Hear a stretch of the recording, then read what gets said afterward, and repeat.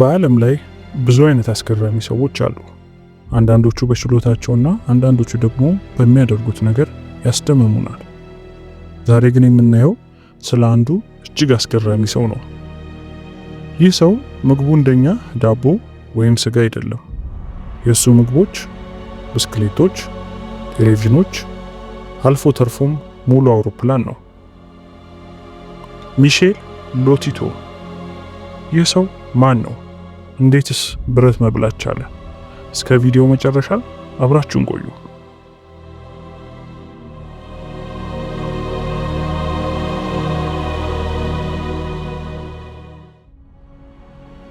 ሚሼል ሎቲቶ የተወለደው ከአውሮፓውያን አቆጣጠር በ1950 በፈረንሳይ ነው።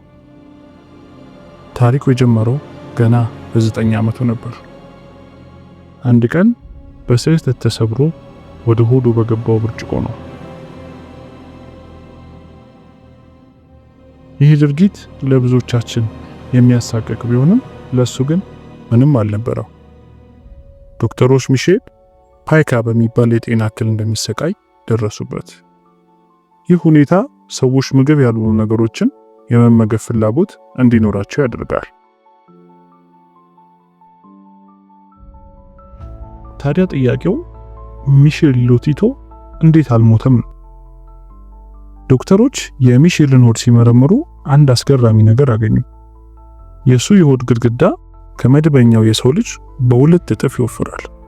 በተጨማሪም በሆድ ውስጥ የሚመረተው አሲድ በጣም ጠንካራ በመሆኑ ብረቶችን የማሟት ከፍተኛ አቅም ነበረው።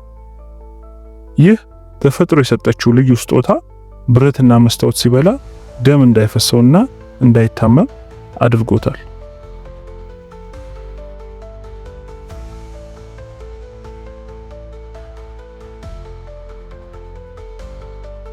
ሎቲቶ በህይወት ዘመኑ የበላቸው ዝርዝር ነገሮች እጅግ ያስደነግጣሉ። 18 ብስክሌቶችም፣ 15 የገበያ ጋሪዎችም፣ 7 ቴሌቪዥኖችንና 6 ትልልቅ የኤሌክትሪክ መብራት ማንጠልጠያዎችን በልቶ ጨርሷል።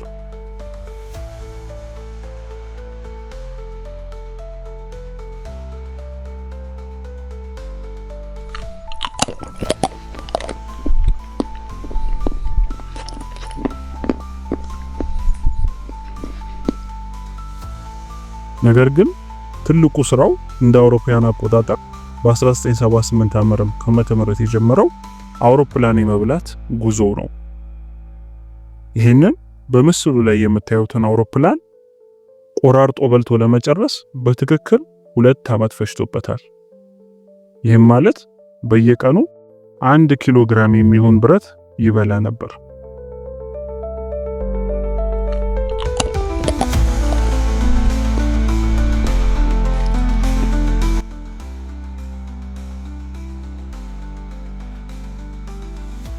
ሎቲቶ ዝም ብሎ ብረቶችን አይወጥም ነበር። መጀመሪያ ብረቶችን ወደ ትንንሽ ቁርጥራጮች ይቀይራቸዋል። በመቀጠልም ቁርጥራጮችን እየዋጠ በብዛት ውሃ ይጠጣል።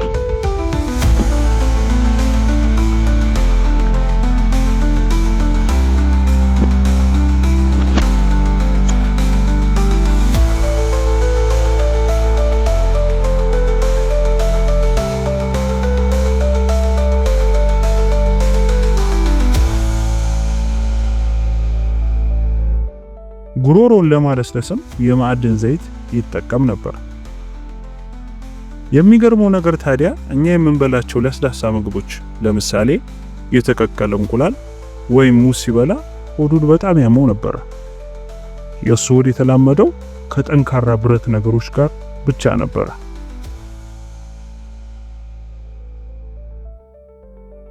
ለዚህ አስገራሚ ችሎታው የጊነስ ወርልድ ሪካርድ በጣም አስገራሚ የአመጋገብ ስርዓት በሚል እውቅና ሰጥቶታል።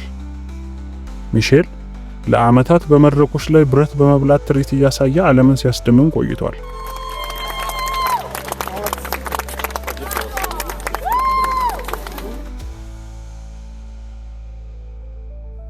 ይህ ሰው በሰኔ ወር 2007 ዓ.ም በ57 ዓመቱ ከዚህ ዓለም በሞት ተለይቷል። ሞቱም ቢሆን ብረት በመብላቱ ሳይሆን በተፈጥሮ ምክንያት እንደነበረ ይነገራል።